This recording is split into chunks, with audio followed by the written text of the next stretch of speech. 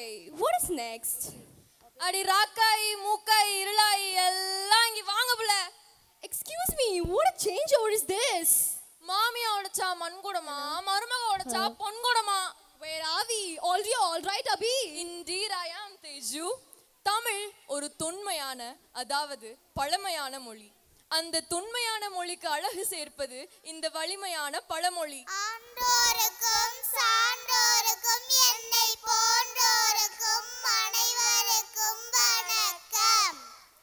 But but பட்டுன்னு தூறல் போடுது, மலையில் நஞ்ச குருவி ஒன்று பாட்டு பாடுது, ஜல் ஜல் ஜல்லுன்னு மயில் ஓடுது, தோக வெடிச்சு மலையரசு ஆட்டம் ஆடுது, டம் டம் டம்னு இடி இடிக்குது, லைட்டு போட்டு வானம் சிரிக்குது. இந்த காலத்துல நாம பழமொழிகளை கேட்கவே மறந்துட்டோம். ஆனா அந்த சின்ன சின்ன சொற்கள்ல பெரிய பெரிய அர்த்தம் இருக்கு. நீங்க எல்லாம் சேவல் சண்டை, கொலா சண்டை, குத்து சண்டை பார்த்திருப்பீங்க. ஆனா பழமொழி சண்டை பார்த்திருக்கீங்களா? இப்போது எங்கள் நண்பர்கள் பழமொழியை வைத்து சண்டை போடுவது போல ஒரு சுவாரஸ்யமான காட்சியை வழங்க போகிறார்கள். பார்த்து ரசியுங்கள். ஏ பிள்ளை ராக்காய், என்னவ கண்ணு காணாத மாதிரி போறீங்க? எங்க போற மாதிரி தெரியுது? வயலுக்கு தான். பின்ன என்ன, நீ வாட்டுக்கு போறீங்க? நினைக்கிறவங்க தான் கண்ணுக்கு தெரியலையோ? என்னவா என் பாட்டுக்கு போறவள சண்டைக்கு இழுக்கிற மாதிரி தெரியுது? ஏன் வந்துதான் பாரு, சும்மா சொல்லியிருக்காக. தாய் போல பிள்ளை, நூலை போல சேலை. ஆமா ஆமா, நூலளவு ஆடையா, நுட்பமளவு அறிவா. அப்படின்னா ஒருத்தவங்களோட அறிவை பொறுத்து தான் அவங்களோட செயலோக்குமா. ஒன்ன பார்த்தா அறிவு ஆகாய வரைக்கும் பாயு போலையே. இங்க பாரு பிள்ளை, எனக்கு போட்டு என்ன 2 பேர் வந்திருக்காக. எம்மா பேசுங்களா? கொஞ்சம் அந்த பக்கம் போய் பேசுறது. இதனடா கூத்தா இருக்கு? கூத்தெல்லாம் அப்புறம் பாப்போம். நாங்க கேட்குற பழமொழிக்கு பொருள் சொல்லுங்க பாப்போம். சொல்லிதான் பாருங்க. கல்ல கண்டா நாய காணோம், நாய கண்டா கல்ல காணோம். இதுக்கு பொருள் சொல்லுங்க பாப்போம். அதுவா, கல் இருந்தா நாய் ஓடிடும், நாய் இருந்தா கல் இருக்காதான். எப்படி? அதான் இல்லை ஆத்தா, நீ இந்த கோயில் பக்கம்லாம் போயிருக்கியா? அப்போ நீ போகும்போது கல்லைத்தான் கும்புறன்னு நினச்சா உன் கண்ணுக்கு நாயகன் அதாவது கடவுள் தெரியவே மாட்டார். இதுவே நீனு நாயகனை தான் கும்புறன்னு நினச்சா உன் கண்ணுக்கு கல்லாவே தெரியாது. எல்லாம் நம்ம பார்க்குற விதத்தில் தான் இருக்கு. இதைத்தான் நம்ம பெரியவங்க கல்ல கண்டா நாயகனை காரம், நாயகனை கண்டா கல்ல காரம் சொல்லியிருக்காங்க. இப்ப புரியுதா? இதெல்லாம் தெரியாது, ஆனா வாய் மட்டும் வண்டியூர் வரைக்கும் போகுது.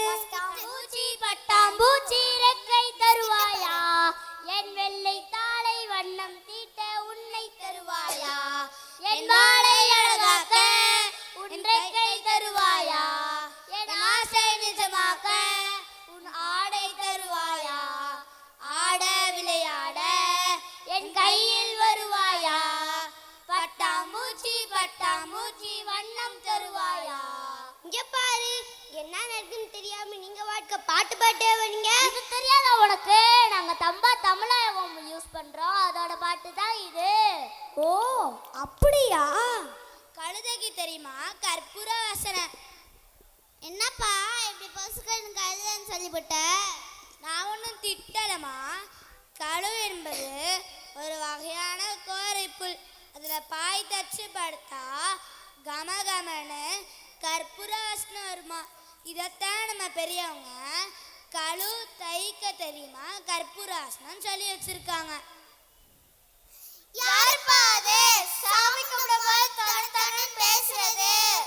ஓ நீங்களா? என்ன இந்த பக்கம் வேண்டுதெல்லாம் பலமா இருக்கே. அதுவா, நம்ம எல்லாரும் 16 பெற்று பெருவாழ்வு வாழணும்னு வேண்டிக்கிட்டோம். என்னது 16? 16னா நீங்க நினைக்கிற 16 இல்ல, 16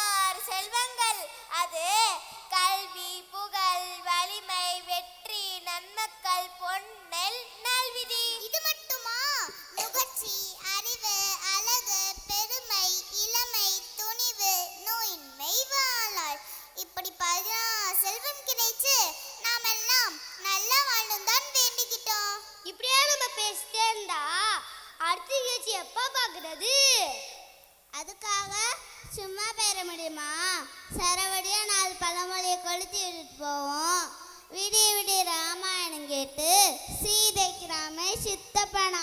ஆமா ஆமா, ஆற மாட்ட ஆடி கறக்கணும், பாறை மட்டும் பாடி தான் கறக்கணும். வழியில போற ஓனான மடியில கட்டிக்கிட்ட கதையால இருக்கு. நீ ஒன்றும் பயப்படாதம்மா, குறைக்கிறதா எல்லாம் கடிக்காது. அது மட்டுமா, ஆத்துல போட்டாலோ அல்லது நான் போடலோ அஞ்சல வளையாதது 50ல வளைய போகுது. அகத்தின் அழகு முகத்தின் தெரியுமா? கண்ணுக்கு மை அழகு, கவிதைக்கு பொய் அழகு, கல்விக்கு கவிதை அழகு, கல்விக்கு கல்வியே அழகு. ஆம், கல்வி அழகே அழகு, அது எங்கள் கல்வி அழகே அழகு. நன்றி. மொழி மட்டும் அல்ல, மனம் மலரும் மந்திரம் தமிழ். மரபு மட்டும் அல்ல, மறையாத மாட்சியும் தமிழ்.